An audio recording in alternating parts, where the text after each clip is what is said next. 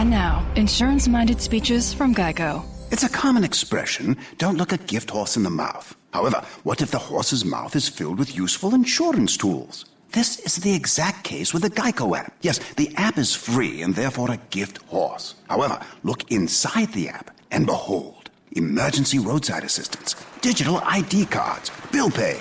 Get the Geico app. Look it in the mouth. Get amazing services. Thank you.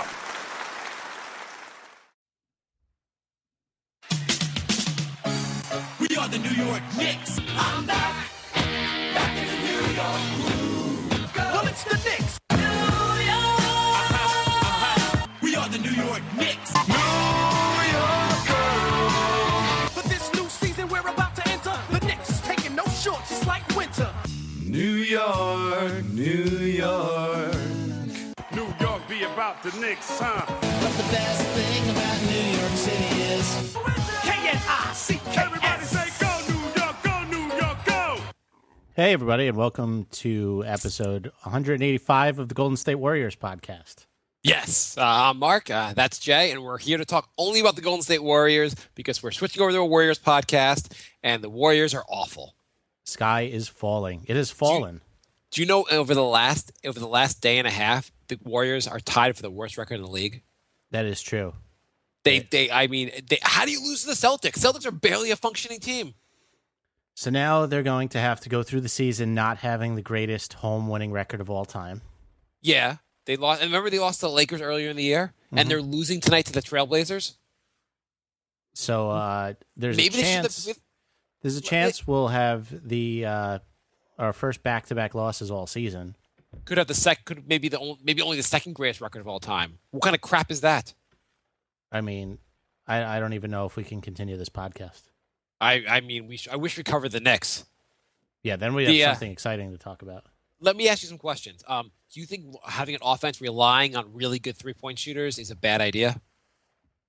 Well, based on the last day and a half, it's a terrible idea. I mean, we only have like 7 good three-point shooters on the team. What do we do when 2 to 3 of them are off the court? Do you think Kerr, can he get off his lazy ass and figure out how to make the triangle work here? Yeah, I mean, you can't win a championship without the triangle. And our center is like 6'8", and all he does is get assists. We don't need our center to get assists. What kind of center gets triple-doubles? He's just got to focus on the fundamentals. You don't see Dwight Howard getting triple-doubles. Yeah. You know what? Focus on doing what you're supposed to do. You're supposed to be a post-up player. That's what centers do. They play post-up, and they don't pass the ball. That's what you're supposed to do. I don't see any hook shots. Do you know what drives me crazy? Sometimes, like Steph Curry will drive the lane to the basket. You're supposed to pass the ball before you get to the three-point line. You're supposed to pass it in, start the triangle. What is he doing trying to penetrate? I also have not seen when Varejao goes in, I never see him guarding the opposing team's point guard. It's ridiculous. This whole team is absurd. Look at this bench. You have all these guys. Why don't we play 15 guys a night? That's a real lineup. We have to figure out what lineup works and play everyone. I mean, how can you have bench players that are as good as starters? It doesn't make any sense. What are they doing on the bench? Brandon Rush should get 20 minutes a night. It's disgusting. It's crazy. It's absurd. Free McAdoo. I think, first of all, Steph Curry drives me crazy. He's too small. Why would we even play him? I don't think he has an NBA body. Yeah, he doesn't have an NBA body. He should simply be dribbling up slowly. He also runs sometimes. You have to dribble up slower. You need to pace the offense. Maybe in a few years he'll develop some body strength. And, do you know on defense they actually like try to guard the 3-point shot? The 3-point shot is a sideshow. It's a thing to be ignored. If we could go back to the Knicks, because this is a joke. This team's like a travesty. Yeah, I can't talk about them anymore. So welcome to episode 333 of the New York Knicks podcast, which is also their winning percentage. Is that actually accurate? No, it's not accurate. But it's probably pretty close, though. I feel like it is. It must be pretty low. I don't want to check. The Knicks winning percentage is actually 40%. Whoa, 40% improvement. Yeah. Since last show, the Knicks, I think they lost to the Mavericks, lost to the Cavs, beat the Nets, and lost to the Cavs. So the big news since last show was that the veterans came to Kurt Rambis and told him he's a shitty coach and or just start playing the young guys, and that he's finally listened. I can't believe it took the players to tell the coach that 2 weeks after he got eliminated from the playoffs, he should develop the younger players. Coach, most of these guys are not even going to be here anymore. Why not try to develop the players that actually have a future? That's crazy. Why would I do that? Sasha can still play? Sasha can still play. Sasha's not young or going to be in the NBA next year. But Sasha can still play. Fine, Sasha can still play. Anthony Early gets to play basketball now. Sasha's still starting and playing a lot of minutes, but he's actually playing Serafin and Grant. I know Grant started today, but that's probably more because Calderon's injured. Here's a question for you. Do you think this offense, as currently the triangle, is a bad offense? Not a bad offense, but a bad offense for a point guard? I wouldn't say it's a bad. Not bad, but a hard one. Sorry, a hard one for a point guard to really succeed in. I don't think or he's really to shine in. Yeah, I mean, he's not going to be, putting up all-star numbers. I mean, basically, this kind of offense, it discourages your point guard from shooting or setting up his teammates for shots. I was wondering why the Knicks were getting stomped so bad. Do you know their starting lineup today is Williams, Early, Lopez, Grant, and Vujicic? Yeah, they're not even playing Melo, which is whatever. Or Porzingis or Calderon. Porzingis has hurt his shoulder. So I can see, hey, just call the season with Porzingis. But Melo, I thought, was healthy. So why not at least playing with these guys? Who cares, really? Okay. I mean, why risk him getting injured? I'm bench Melo the rest of the season. Who really cares? Yeah, Robin Lopez is 2 for 10 tonight. I don't even understand how that happened. Grant played pretty well against the Nets. So that was I just feel like this offense, Grant in college played a system that was very wide open, lots of pick and rolls, a very kind of fast-paced offense. This offense is really slow. It discourages the point guard from penetrating, and they kind of get the ball in and then just wait for your 3-point shot. Yeah, he goes today, I saw him dribbling up on one drive where he wanted to get around his defender, couldn't necessarily get around his defender, and I was and he wanted to drive, and I was like, if someone was just setting a pick for him, he might drive to the basket and actually set up the offense. I don't know why the Knicks are so against picks. I don't know. It's a basic thing in just set a pick. I have to think if there's statistics out there, the Knicks set the least amount of picks in the NBA. I am not going to fact check you on that. I'm just going to assume that's true. It has to be true. Has to be. And I know people say, well, the triangle pick and roll can be part of the triangle, and I have no issue with the triangle for a half court offense. Once in a while, I feel like you could balance it out. Sometimes do the pick and roll, and kind of set picks, and sometimes do the more of a half court offense. Yeah, it's I don't know. It seems like they're almost ignoring that 3-pointers exist. Yeah, that too. They never kick it back out. They don't have a lot of guys that can shoot threes, so. But they do kind of ignore the 3, or they ignore the 3 and driving to the basket. Yeah, it's basic fundamental basketball stuff that they seem to just not. Either we go for a mid-range shot, preferably from 20 feet away, or we post up. It's a very I would have to say also the Knicks probably have the most the highest percentage of shots from posting up. Yeah, you think they post up that much? Who posts up other than Lopez and Seraphin? Lopez, Melo, anyone who plays center. You don't think they do a lot of posting up, more so than other teams? No, I don't. I definitely agree with you with the long twos. The long twos are pretty obvious. I feel like the Knicks do a lot of posting up, more so than that's helpful. Yeah. I don't know. I wish we had a stat guy or some way to check facts. I don't think I just feel like it would be helpful if the Knicks, instead of trying to have guys adapt to their offense, sometimes you just kind of adapt your offense to your players. Mm-hmm. That seems absurd. But I mean, adapting would mean you would need a coach that's flexible, which we haven't had in 15 to 20 years. how many years we haven't had that, just add next year into it, so we're not going to have a good coach next year. Right. I mean, the Knicks have tried in the past to get good coaches. I mean, you have to say recently they were trying with Larry Brown. Yeah, but Larry Brown, I don't know. Larry Brown didn't try. Yeah, no, but that was like an effort. Like you can't totally kill him for hiring Larry Brown. He threw a lot of money at a coach that had a track record. Yeah. D'Antoni had a strong track record in Phoenix. It's just that he had a system that was kind of unbreakable or unbendable. I don't get why. I mean, Woodson, they didn't seem like they really looked for a coach. They was like, who's the assistant? Let's go with that. But the Knicks had a good record under him initially, so you couldn't argue that much with it. Yeah, no, that's true. When D'Antoni got fired, Woodson took over, and the Knicks actually played really well under Woodson. Yeah, they went on a huge run. Yeah, and they also won 54 games under Woodson, so you can't argue that much against his. I mean, it seemed like he was kind of forced into the 2-point guard lineup, and it worked, and then they went away from it because he didn't understand what was successful the year before. I don't know. It seems like he just did the opposite of what got him the 54 wins. And Derek Fisher, I don't know. Derek Fisher was a bizarre choice. Because even like you say, like Brad Stevens, a rookie coach having a lot of success with Boston, well, Brad Stevens had a whole record in college. He'd actually coached before. Exactly. Not too many coaches, like their first time ever coaching works out that well. Even Jason Kidd coached really well in the 54-win season for the Knicks. But his first season with the Nets was kind of like up and down.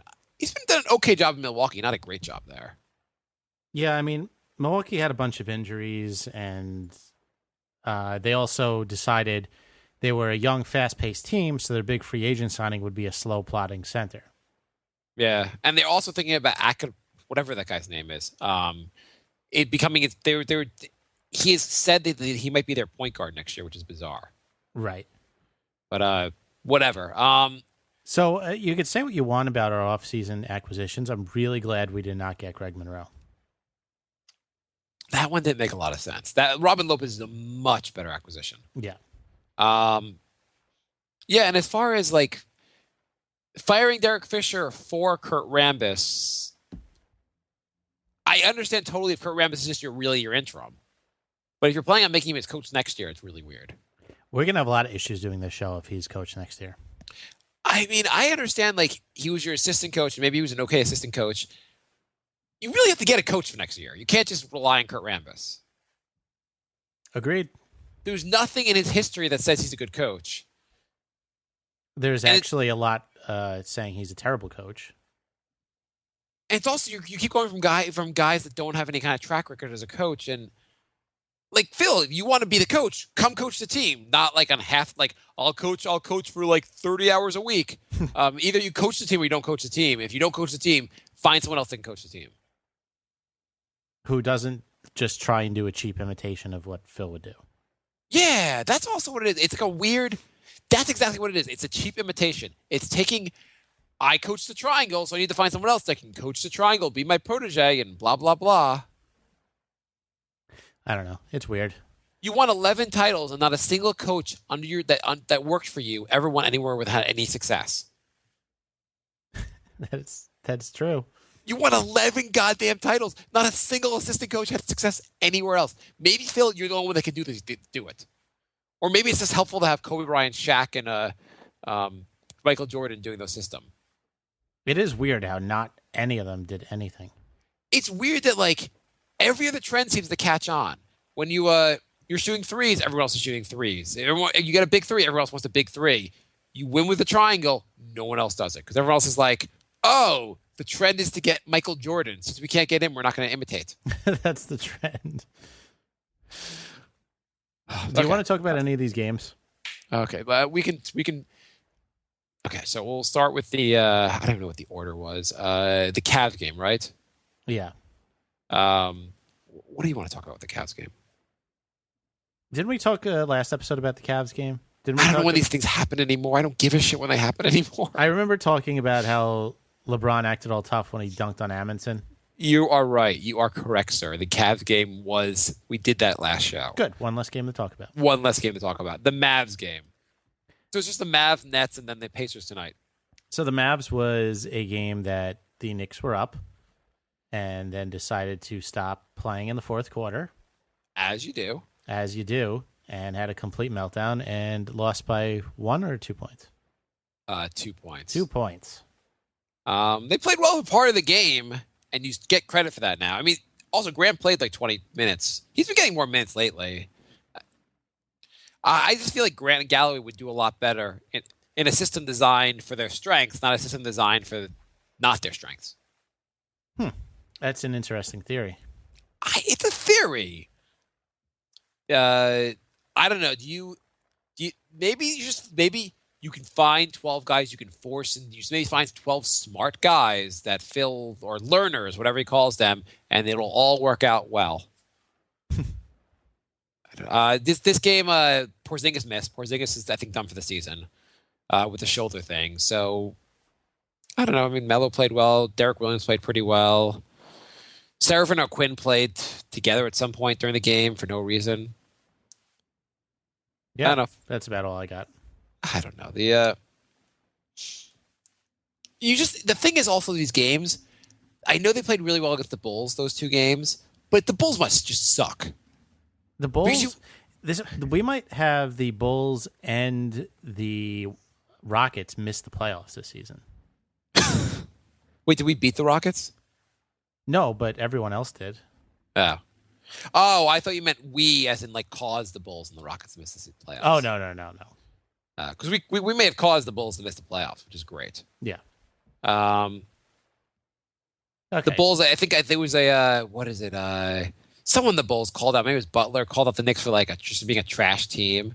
Yeah. And I forget the Knicks. Someone in the Knicks just posted like an Instagram of the Knicks like 3-1. I guess we're a trash team. We beat 3 out of 4 times. I don't know. That's trash. At least we could trash to talk to someone. It's just a game. Also, you just knew they weren't going to win the game. You're not surprised down at the to outcome. the wire like that. Yeah, you're like, how are they going to mess this up?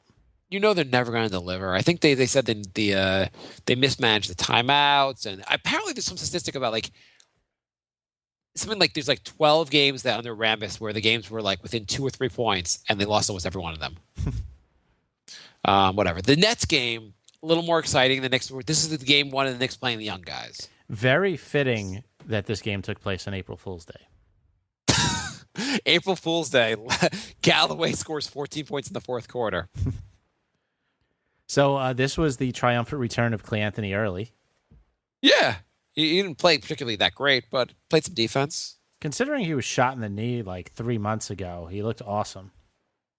Yeah. I mean, it's weird that with the 7 games to go, we're trying to figure out if our young guys should be on the team next year, but... They say better late than never, but I mean, you really think this should have happened like 10 games ago. Yeah, I mean, they're talking about things like Rambis said there's some things that Grant does well and does some things he does not do well. Well, you know what? Maybe those things he doesn't do well, he could have worked on during, say, the lost NBA season you were coaching. Right. The last 20 days when we were eliminated from the playoffs. No, I mean, playing a Flalo is really helpful. I mean, a Flalo who's going to opt out and not be here next year and needs minutes. And Sasha's clearly got his whole career ahead of him. It's not like he's over 30 and should be out of the NBA. So all Sasha right now is doing is playing for a job in Europe because he's not getting one in the NBA next year unless the Knicks are morons. Well, that second part of that sentence. You know. Yeah. I mean, I don't understand. We were so happy when Phil got here. We were like, finally, James Dolan is going to give up power. Phil will take over. He basically got a basketball savant or genius, whatever you want to call him. There's so much wisdom. And even if Phil's not coaching the team, he's going to use his wisdom on us. It'll trickle down like economics, and things will work out. And now we're like, what the hell? I mean, how much faith do you have in Phil for next season? I'm at like a 5.5 out of 10 right now. But that'll go down to about a 2 if Rambis is back. I mean, the 2 big things you have for next season are him getting a real coach. Mm-hmm. You can't bring back Rambis and just say, I'm serious about winning. And get some guards. If he gets Rambis back, maybe he's going into full tank mode. Would you argue the Knicks are rebuilding? Not really. Would you argue they're making a youth movement? Not really, no. Does it make any sense? I totally agree with you both. Why is it not a rebuild? It's not a rebuild because half the team is vets. I mean, you got to follow Calderon and Melo all with big minutes. So that's not really a rebuild or a youth movement. Yeah. Does it make any sense not to do this? I mean, this coming season, they should pretty much blow it up. Yeah. How do you not like? By the way, Sasha just got tanked. I forget. I'm not sure who it was on Indiana. Just like crushed him on a screen. He's now sitting on the bench. Basically, you just almost got knocked out. I mean, I don't even laugh. Like I feel bad. Like that. Like he got crushed just now. Yeah. I don't know. Like it just. You have to trade Melo at this point. It just seems insane not to trade Melo and just go for a rebuild. Because here's the thing. Say we get the best available free agent. It's not going to be Durant because he's going to stay with, let's just say, like a realistic one. We get Mike Conley and we get another piece. Right. That is going to be like a lower seeded playoff team out in the first round. Yeah. I mean, and Mike Conley suddenly has to play the triangle, which he doesn't play either. So his production might diminish a bit. We're going to give Toronto like a top 7 pick this season. Oh, my God. Steven's got to be so happy. I thought it was going to go up to 10 or 11 when the Knicks beat Chicago twice. They were like on the cusp of moving up a bunch of spots. But now it looks like they're just going to lose out again. That pick is – we were saying it for a long time. The pick's going to the Hall of Fame. Absolutely. Everett pick, it absolutely is going to be – where does Denver pick? I think Denver gets to swap picks, and then Toronto gets to take. Right. No, I'm just wondering if we actually are we picking below or above Denver? Because Denver's pretty bad too. We're picking below right now. Okay. I mean, it's great that trade. Like, we made this big trade with Denver, and the result is both teams suck. Right. That really really moved the needle for neither team. True. I know also the teams rebuild all the time, and it doesn't work all the time. But the Knicks haven't rebuilt in a while, so why don't we try it? I don't think the Knicks have rebuilt since before I was born, like a real rebuild. I may not have been potty trained when the Knicks last rebuilt. Well, the Knicks, I guess, like when the Knicks got Ewing, that was part of a real rebuild. I don't know what was going on then. Outside of the fact that we were given the pick, right? Or we got lucky, say. With a cold envelope or whatever the hell it was. I don't know. Every year we also get excited for the new season. I don't know how we're going to get excited for next season.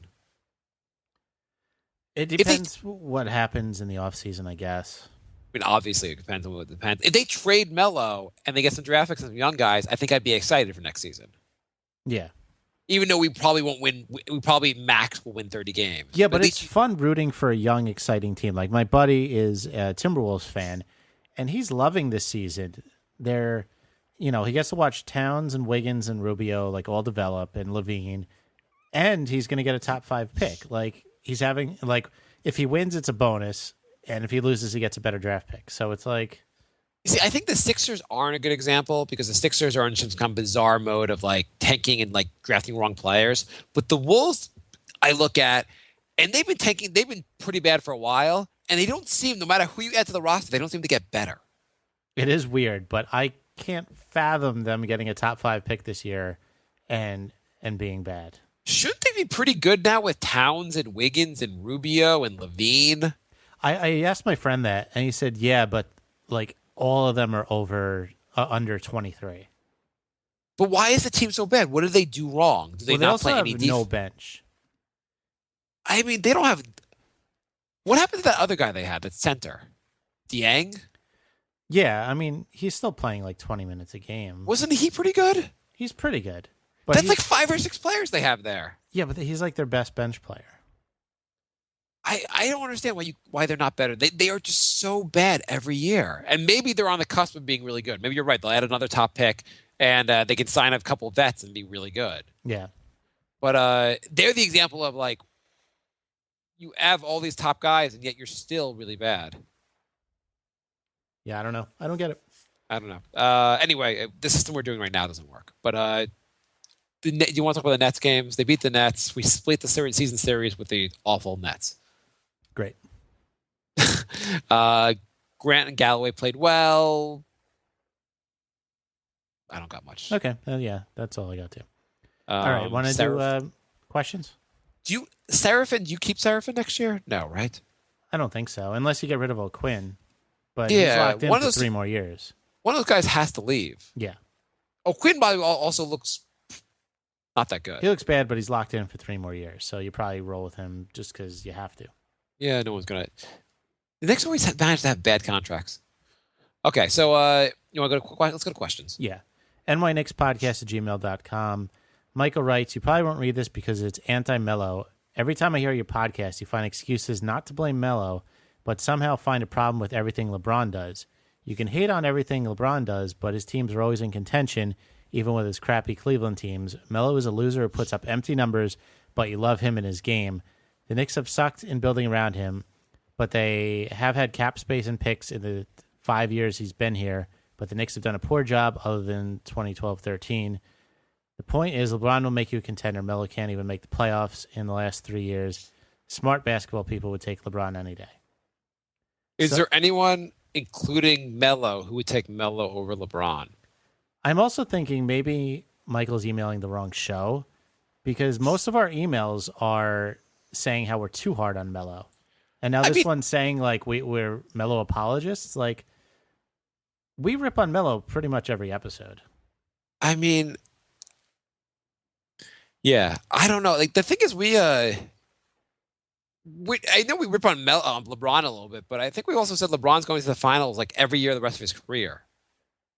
I feel like we're really, really critical of Melo. If you add LeBron, you switch LeBron out, and if you just switch LeBron out and have the same roster that we have, how many more wins do we get? I feel like LeBron would equal at least 10 more wins on this team. Probably. I mean, they would probably just make the playoffs. I think they would be a guaranteed 8th seed. Yeah. With LeBron, you just switch him out. Not that like LeBron's one of the greatest players of all time. I don't think we're even questioning that. Melo's very good, and not being LeBron is not really an insult. Correct. It's like knocking. It's like knocking Karl Malone because he's not as good as Michael Jordan. Right. Okay. Nick writes. And Mel, do you think that we like? Do you think we bash Melo too much or not enough? I think we're realistic about Melo, and it seems like everyone else feels like we either bash him too much or not enough. I feel like Melo would be an all-star number 2 in your team. Yeah, absolutely. I feel like if there was another guy on the team who was really good, you would love Melo. But it's hard to be. He's not necessarily your team leader. Exactly. I don't know. But a lot of guys are all right. Whatever. Go on. Free agents by the numbers. This is from Nick. Yeah. Pau Gasol, $3.5 million. Are we supposed to say what we would do? We could. Okay, so Pau Gasol, he's a good player. He would make the Knicks a little better, but getting him makes no sense. Correct. Also, the wheels are going to fall off soon. He's going to be 35 next season. Yeah. I don't trust him to stay healthy. Kent Bazemore, $6 to $12 million. I guess. I mean, Basemore's not bad. Yeah. It would be solid. He's a solid place. Yeah. Batum, $12 million. Seems like a lot for Batum. Batum is one of those guys that everyone thinks is going to explode in a year or two, and he just never has. I am not in on Batum at all. Yeah, I mean, that's the thing. Yeah, he has to take it to the next level. Do you really think he's going to or not? No, he's like a better version of Anthony Randolph. He's at the opportunities. So Evan Turner, $12 to $15 million. He's another guy that could explode. He's on a pretty good team with the Celtics right now. I don't think he's worth that. I like him. I just wouldn't give him that money. Yeah, no, it's too much. And he's more like $6 to $10 million to me. Yeah, Courtney Lee, $7 million. No.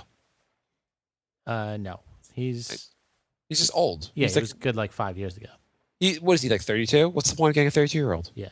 The Knicks should have a rule from now on: no one over 30. Just don't sign or trade for anyone over 30 until you're actually good. If not, we spend it all on Conley, DeRozan, or Beal.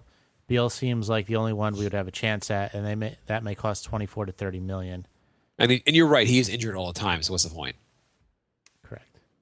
It would only almost make more sense, and not to be, I'm serious, but almost instead of signing Beal, it would almost make more sense to go after Derrick Rose. Oh. If they're both going to be injured all the time, one just has a higher ceiling. If Derrick Rose actually plays and stays healthy, like what's his name? Grant Hill? Grant Hill, yes, I was looking for. If he pulls a Grant Hill, then you've hit the gold mine. Right, but New York's not in Phoenix. Are you sure New York's not in Phoenix? Because if you're right about that, and geography is never my thing, then I won't sign him. I'm no geologist, but I'm pretty sure. Fair enough. And then William, our buddy William, wrote an April Fool's article about how Rodman is the new coach of the Knicks, and Rambis was fired. And Rodman actually retweeted it and said he's still waiting for his phone call because he still wants the job. Would you take Dennis Rodman, in all seriousness, over Kurt Rambis? Yes. I would too. Why not? I mean, he was fundamentally a very good player. Not that that means that much as a coach. I don't know. I don't think it'd be a good idea. It would be a pretty bad signing as a coach. It would be a bad idea, but at least it would be entertaining. It would be the only time you're like, is your coach in drag? Right. Yes. Your coach is wearing a dress today. All right, why not? Okay, fine, whatever. I mean, if you're going to get a bad coach, you at least get a funny bad one. Who would you rather? Let's say if we can only really explore the people that Phil knows best. Who would you rather? Rodman, Kobe Bryant, or Shaq? Probably Rodman. Not Kobe?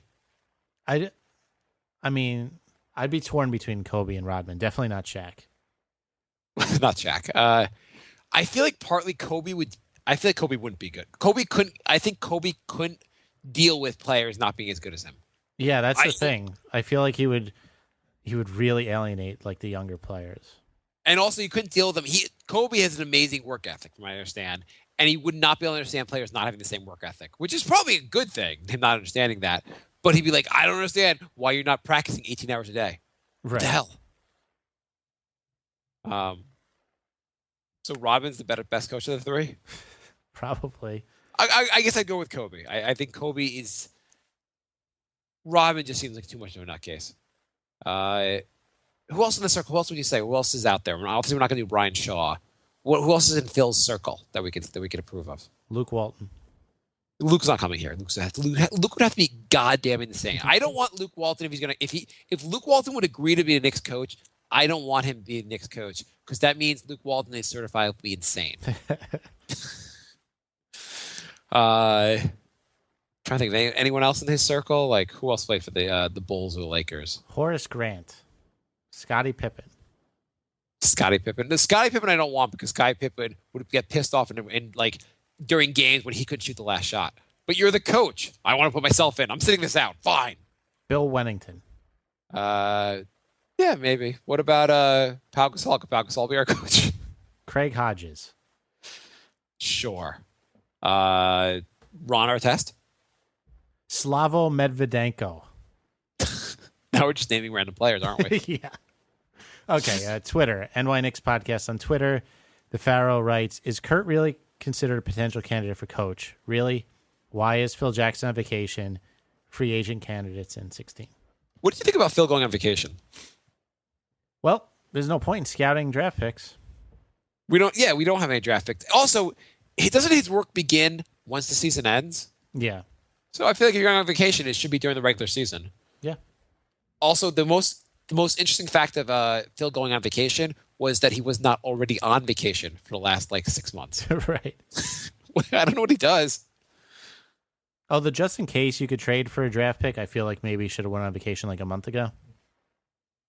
Yeah. But I'm not too broken up about it. I'm not too broken. I feel like, you know what? You trade for a draft pick, you figure out who you want to draft. Yeah. It's not like you don't have a team of scouts out there. The Knicks should at least get a second-round pick. They should figure out how to get a second-round pick. Yeah. Supposedly, I saw somewhere that like I drafted last year, Willie Herningog. You're gonna help me with the pronunciation, or just like let No, me I'm guess? just gonna let you. Okay. There was something about how his brother is. They ranked him 28th in the draft, like in just like as far as like players, and they say he's better than his brother.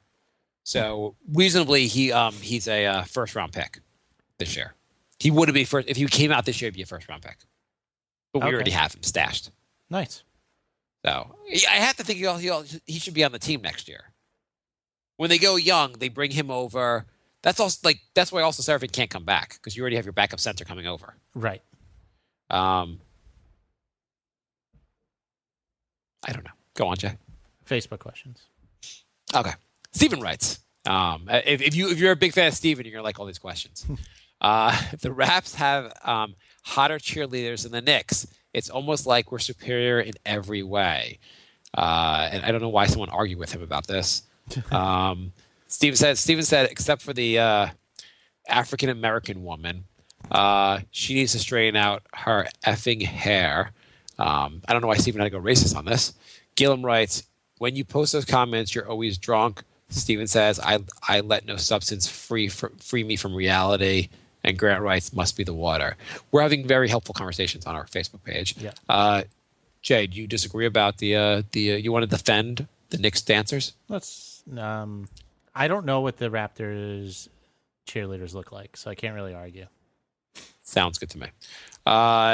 Gillum writes, may that excite you. Tom Thibodeau is a triangle coach. According to this, he ran pure triangle 25% of the plays while he was coaching the Bulls. A quote from the video, because the triangle dictates that all 5 men move on each pass, you can see how there's a free flow to it that resembles what the Spurs and Warriors do. In gang ball to the key spots generates open looks from anywhere.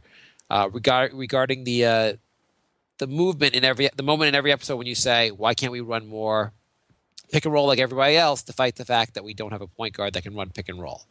I will disagree that the Knicks don't have a point guard that can run pick and roll. I think Grant can run pick and roll. I would be totally fine with running 25% of the triangle 25% of the time. Wouldn't you? Yeah, that's fine. That's like a reasonable amount of time to run the triangle. Mm-hmm. Why won't they hire Tibbs? Why would they do something that makes sense ever? I mean, why would we feel so close-minded to say, I won't consider the best coaching candidate out there because he never played under me? Yeah, that's just weird. Or because he might want to do other things and have his own methods. I don't even know anymore. Like, why do you have to have like a bizarre control over whatever? Okay, Gillum writes, Phil wants to run the triangle, having been the most successful coach playing this system. Do you think he can spot when a coach is running it well? He already fired Fisher, so he wasn't happy with him. Do you think Rambis has been more successful running it? So should we assume Phil already knows Rambis is not the man? I would hope so. If he doesn't assume Rambis is not the man, then I'm going to be a little worried. The Knicks Rambis definitely has not been more successful running the triangle. I mean, he runs it more often. It seems like the Knicks are stricter about running the triangle. You would agree the Knicks seem stricter about running the triangle under Rambis. Right. They also seem worse. Yes, that's true. So, oh my God. So I'm watching the game. Serafin, there's an open Grant at the 3-point line. No one's near him. Serafin has the ball. Does Serafin pass the ball to the open Grant, or does our backup center do a turnaround jumper? Serafin? Yeah. Oh, yeah, turnaround jumper. Serafin has he's not a learner, Phil. He's like a black hole. When he gets the ball, he's shooting. Yeah. Sometimes he passes. He has an ability to pass. I've seen him do some nice passes, but it's like either he's thinking about passing or thinking about shooting, and once he gets down in his head, that's all he's doing. Right. Oh, by the way, Tim Frazier, the guy we didn't want, 19 points, 13 assists tonight. Well, why would we want him? Do you know Tim Frazier cannot run the triangle? I've never seen Tim Frazier run the triangle, so obviously he can't.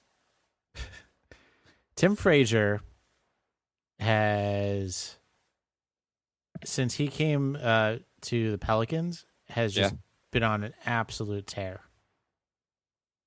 He's been averaging 7 assists and 12 points. He wasn't actually that good the game we played them. That was literally the only game he didn't play good in the last month. You mean play well, Jay? Don't care.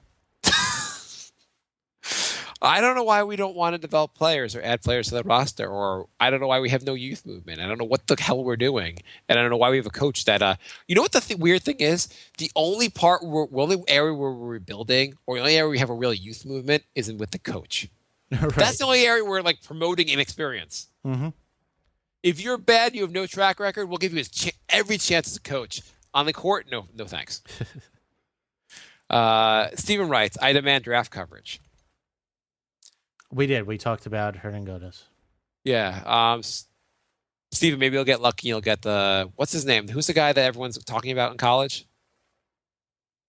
Oh, the guy that begins with an F? Ben Simmons. Oh, Ben Simmons. Yeah, maybe. Okay. Maybe you'll get Ben Simmons. Good luck. Stephen writes, can we get some Mets coverage from Mark? Mets are playing right now, and they're losing to the Royals. I hate starting the season against the Royals. I know the Cespedes already had an error in the outfield. Oh, geez. Stephen writes, hashtag we the North. Stephen writes, I demand draft coverage again. Stephen writes, Magic Johnson. Oh, here. Magic Johnson is greater than Larry Bird. Jay, if you could take Larry Bird's balls out of your mouth, can you comment on that? I'm torn on that one. Johnson was ridiculous.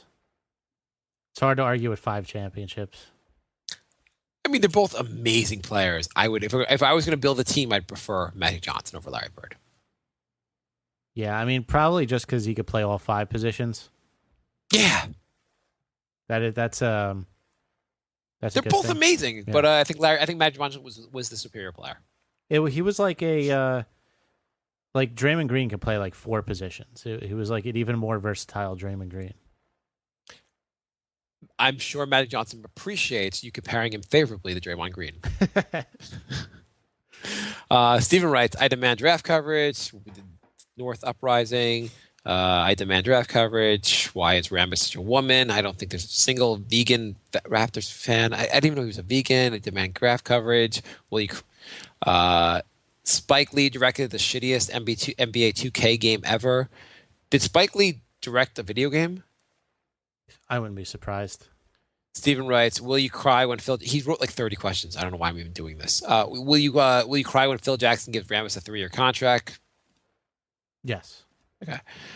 You guys have the shittiest celebrity fans. Spike Lee, what a effing loser. Drake's the most famous rapper alive. Stephen, if you're... Jay, do you wish we had Drake as a fan? I'm so glad we don't. Stephen writes, why do the Knicks have such a shitty logo? I demand draft coverage. Why does Jay get sore and delete my post? Can't handle the truth.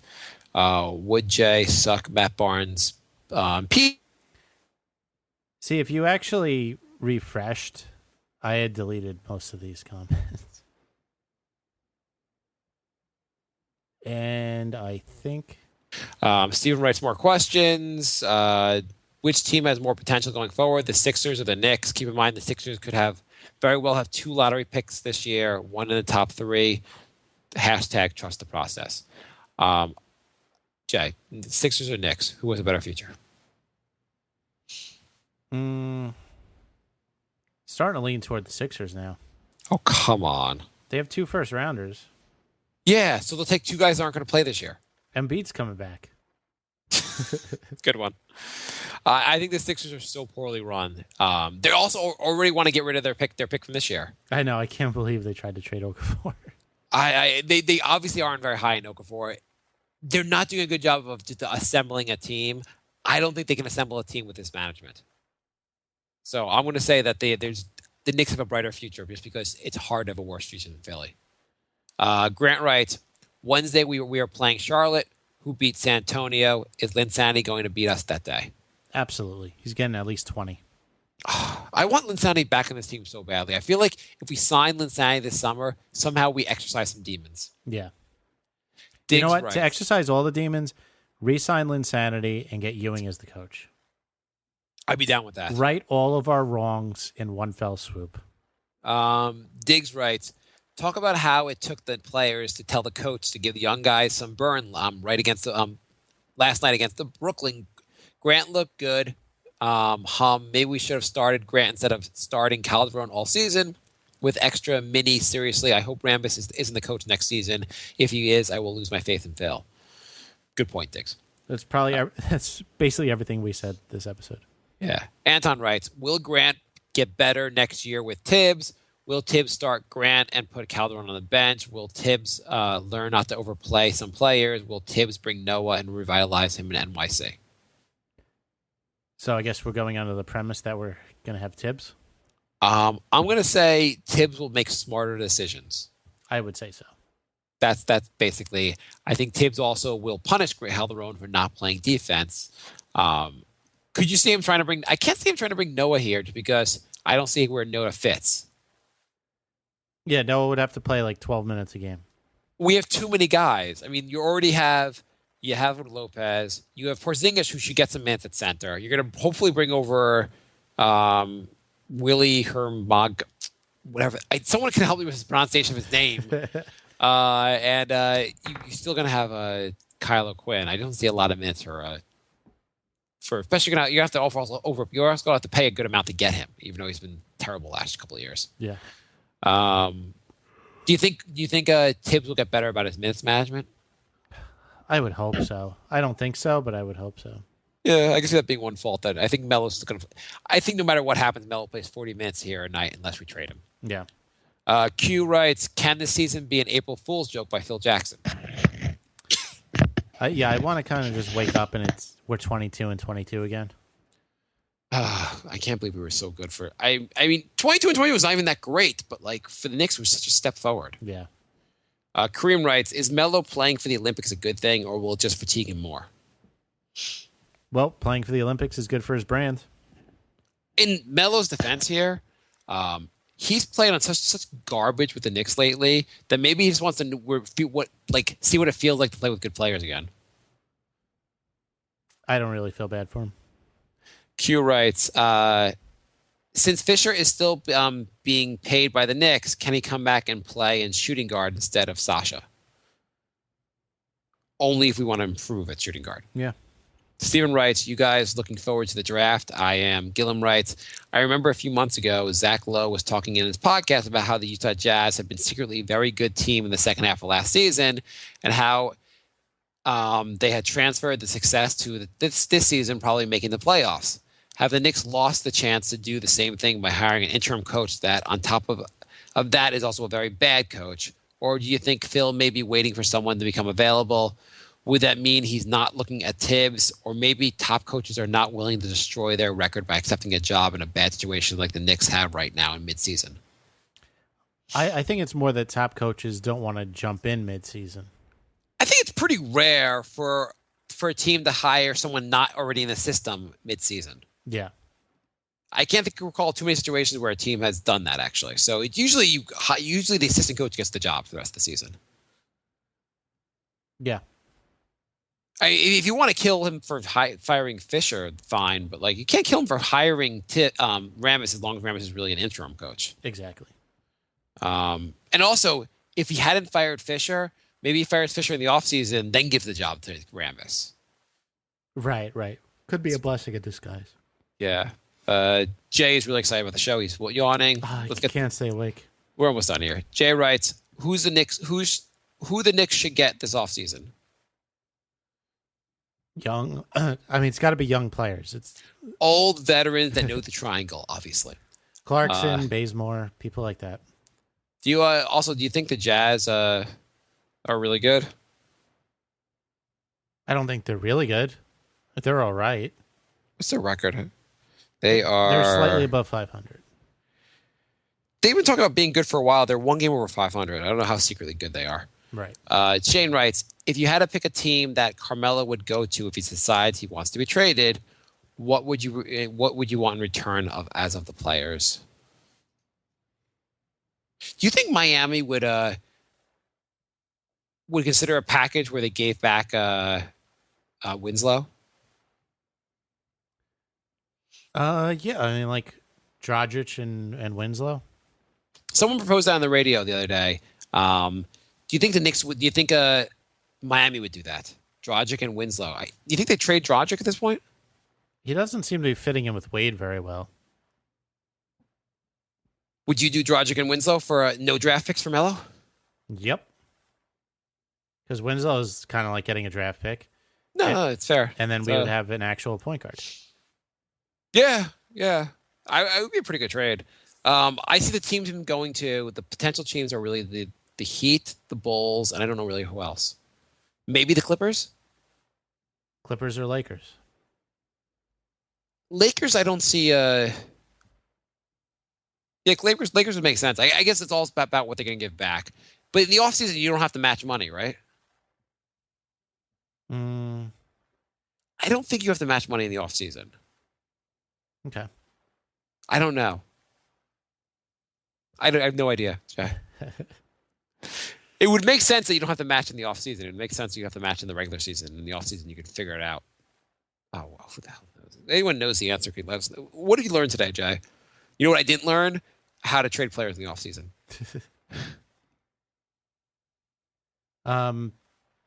We learned that we're very, very excited about the last 6 games of the season.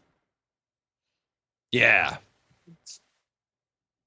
I learned that I'm really excited for the Mets who are playing right now. Yeah, Mark really wants to end this show. So we'll be back next week. Next week, we're going to do our season wrap-up. We're going to compare the final standings to our mid-season or beginning of the season predictions. Tune in next week to find out if the Knicks were a success this year. Tune in next week to see if the Knicks won the Pacers game from right now. Tune in next week to find out if the Knicks won the title. All right. Thanks for listening, everybody. Again, we'll be back next week, and then we might be slowing down the pace a little bit during the playoffs. Yeah, there's a chance that we'll have less and less to talk about. We should do more. We're going to try to do more league-wide stuff during the playoffs, but it may also mean less shows because the Knicks suck. In the meantime, we'll be doing our comedy show, The Brink of Sanity. You can find that on iTunes and on brinkofsanityshow.com. If you thought all this time the Knicks show was our comedy show, I can understand. All right, we'll be back next week. Goodbye, everybody. My